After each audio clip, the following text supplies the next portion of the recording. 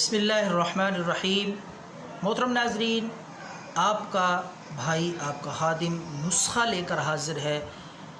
खून गंदा हो, ख़ारिश के जरासीम हो, ख़त्म होने का नाम न लेती हो ख़ारिश, और फोड़े फिंसियाँ, खुश्क ख़ारिश टांगों पे, प्राइवेट पार्ट्स पे, जिस जगह पे भी ख़ारिश होगी अल्लाह के फ़ज़ल से ये ऐसा नुस्खा मैं लाया हूँ, तलाश कर के आपकी खिदमत में पेश कर रहा हूँ। वो ख़ारिश नहीं रहेगी इंशाअल्लाह अल्लाह के फ़ज़ल। तो आपने क्या करना है, लहसुन ले लेना।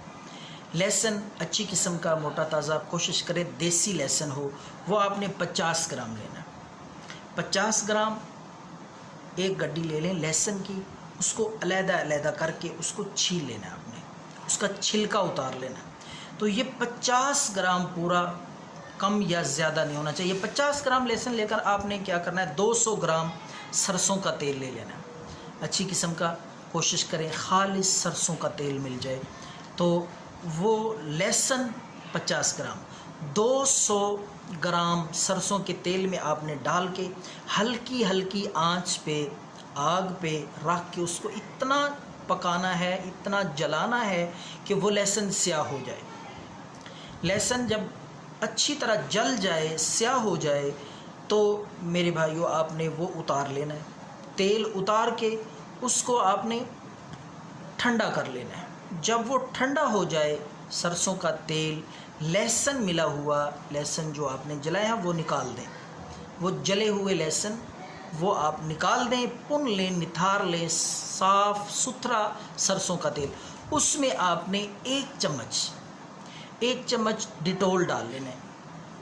डिटोल डाल के उसको अच्छी तरह मिक्स करें ताकि वो आपस में यकजान हो जाए। तो ये आपका ख़ारिश का नुस्खा तैयार है। अब मैं आपको बताता हूँ कि आपने किस तरह और किस वक्त इसको इस्तेमाल करना है। ये तेल, लहसुन मिला और एक चम्मच डिटोल अच्छी तरह हल करके आपने रात के वक्त सोने से पहले आपने जिस जगह पे भी ख़ारिश है, एलर्जी है, फोड़े फिंसियाँ हैं, दाने हैं, वो आप ऊपर लगाएं।